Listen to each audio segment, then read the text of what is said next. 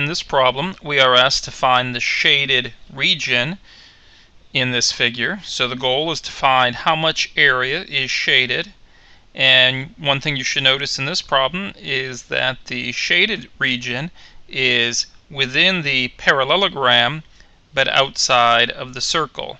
So if we found the area of the parallelogram, that area would be too much area since the whole parallelogram is not shaded in. Thus, we are going to have to find that area of the parallelogram and subtract the area of the unshaded circle. So to do that, we're going to find the area of the shaded region. It's going to be equal to the area of the parallelogram minus the area of the circle. And to find the area of a parallelogram, it's the base's length of the parallelogram times the vertical height of the parallelogram, minus, to find the area of a circle, it's pi times r squared. So in this case, if you look at the larger parallelogram that we have here, the base's length is 36 millimeters. One nice thing about this problem, all the measurements are given in millimeters, so we do not need to convert within the metric system.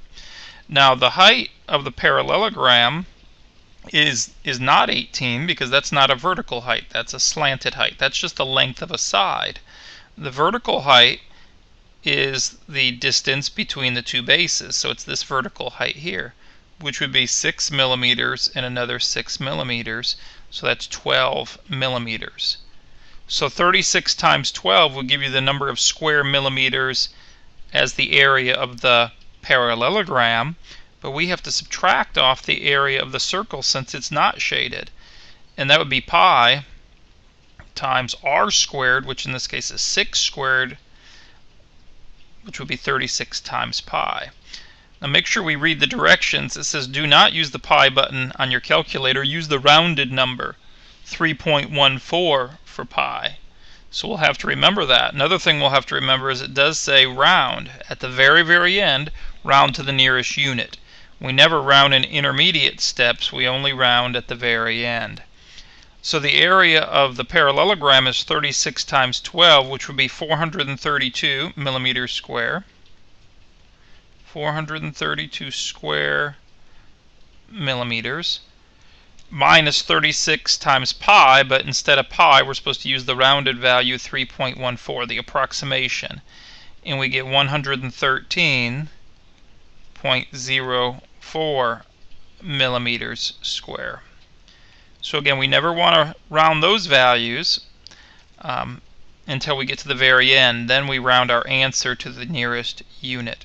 So we have 432 minus 113.04, and we get 318.96 square millimeters.